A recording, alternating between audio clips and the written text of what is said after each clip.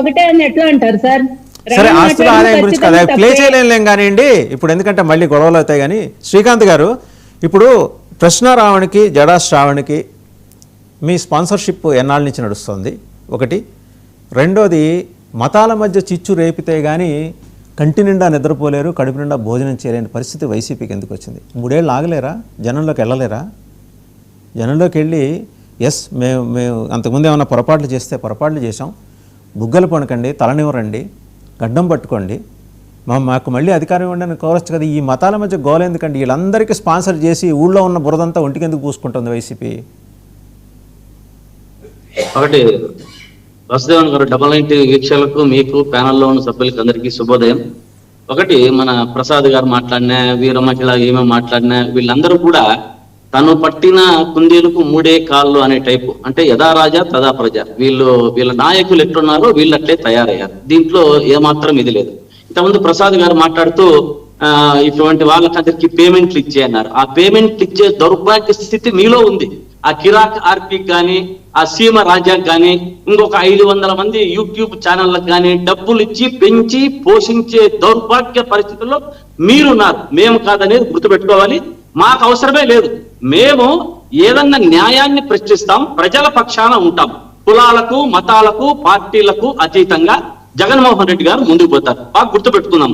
మళ్ళీ వాస్తవం గారు ఇది మాట్లాడదాం.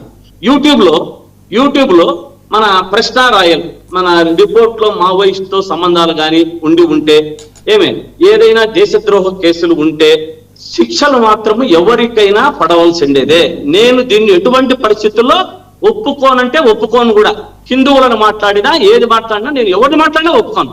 కానీ ఈ యొక్క కూటమి ప్రభుత్వంలో వీళ్ళంతా నాయకులు హిందూ ముసుగులో ఉన్న హిందూ ద్రోహులు అనేది బాగా గుర్తుపెట్టుకోవాలి. ఎందుకంటే ముందుకొద్దాం.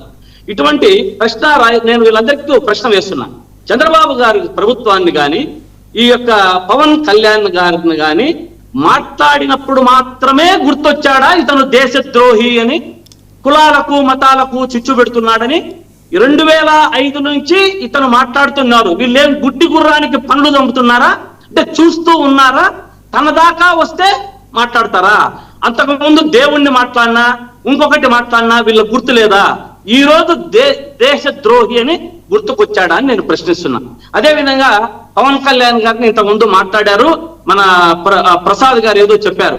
ఏమన్నారు? నోట్లు అని ఆపారు. కానీ ఒక వీర మహిళ ఏం మాట్లాడిందో ఒకసారి చూద్దాం. ఏనంటే చెప్తారు.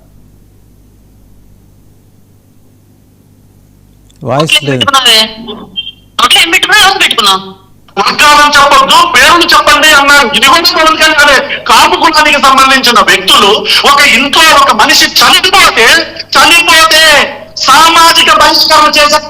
ఒకటి, ఆ వీర మహిళ ఏమనింది? వాడు నోట్లో అని ఆపాడు. ఈమెమనింది? ఒక మహిళనా అని నేను ప్రశ్నిస్తున్నా. ఒక మహిళను ఎంతవరకు మాట్లాడింది, ఏమి కథ? ఇప్పుడు అతనికి శిక్ష పడింది, వాస్తవమే తప్పు చేశాడు. ఇప్పుడు ఈ అమ్మాయిని ఏం చేస్తారు? శిక్ష వేస్తారా వేయరా? వాడు నోటి వరకే ఆపాడు. ఈ అమ్మాయి ఒక మహిళ అని అతను మర్చిపోయి తాను ఇంకొక మహిళను ఇంకొంచెం ముందుకు వెళ్ళింది. అంటే నేను కూడా మాట్లాడేదానికి సిగ్గుపడుతున్నా. ఆ ముందుకు పోయిండేది ఎంతవరకు పోయిందనేది నేను మాట్లాడడానికి కూడా సిగ్గుపడుతున్నా. అటువంటి పరిస్థితులలో యథా రాజా తదా ప్రజ. పవన్ కళ్యాణ్ ఎలా ఉంటే ఇక్కడ మహిళలే కాదు ప్రతి ఒక్కరు కూడా అలానే ఉన్నారు. హిందూ దేవులను కింద పరిచాడు. మాట్లాడినప్పుడు సంవత్సరం నుంచి మాట్లాడుతున్నాడు కదా.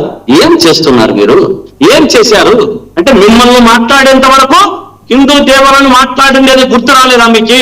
అంటే మీరేమి హిందూ ముసుగులో ఉన్న హిందూ ద్రోహులు కాదా? తప్పే. ఎవరు చేసినా శిక్షించలేదే. నేను ఈ విషయంలో మాత్రం ఇటువంటి పరిస్థితుల్లో ఎవరిని తప్పుపట్టను. దీన్ని ఎవరు కూడా మా పార్టీ కానీ, ఇంకొక పార్టీ కానీ, ఏ పార్టీ కానీ దీన్ని క్షమించదు, స్వీకరించదు కూడా. ఏ మతాన్ని మాట్లాడినా, ఏం మాట్లాడినా మీరు ఏం చేశారు అని అడుగుతున్నా. ఇంకొక పాయింట్ ఇవ్వడము. 2025లో గొల్లప్రోలు మండలంలో పాఠశాల విద్యార్థుల మధ్య జరిగిన గొడవను కులాల మధ్య ఘర్షణ అని చిత్రీకరించి యూట్యూబ్ లో వీడియోలు అప్లోడ్ చేశాడు. ఎప్పుడు? 2005లో. ఇంతవరకు ఏం చేస్తున్నారయ్యా మీరు? అప్పుడు తెలియలేదా?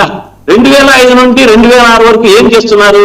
గన్నవరం PS లో 188/FIR నంబర్ 2026 ప్రకారం బిఎన్ఎస్ యాక్ట్ 147, 148, 152, 197, 197 1D, 353 1B దేశద్రోహం, విధ్వంసం, రెచ్చగొట్టడం, జాతీయ సమగ్రతకు విమర్శం. ఏం చేశాయా మీరు సంవత్సరము? ఇది ఎప్పుడు జరిగింది? ఇది ఇంతవరకు ఏం చేస్తున్నారు? అంటే తన దాకా మీ వరకు వస్తే ఇవి మీరు చెయ్యరా? మీరు చర్యలు తీసుకోరా? మీ ప్రభుత్వం చేత కాదా? హోంశాఖ ఎత్తిపోయిందా? Law and order ఎత్తిపోయిందా? ఏం చేస్తున్నారు? ఊరికే మాట్లాడడానికి మాత్రం సనాతన ధర్మం, సనాతనం భుజాన వేసుకొని మెట్లు గడగడం ఏం చేస్తారా? అయోధ్యలో హుండీ తగ్గింటే ఏం చేస్తాడు పవన్ కళ్యాణ్ గారు? ఇంతవరకు మాటలే, నోట్లో నుంచి మాట ఏమైందో అర్థం కాలే. ఏదన్నా మాట్లాడితే కొంచెము క్రైసిస్ లో ఉంటే భుజాల నొప్పులు, ఆపరేషన్లు, 3 నెలలు అండర్ గ్రౌండ్.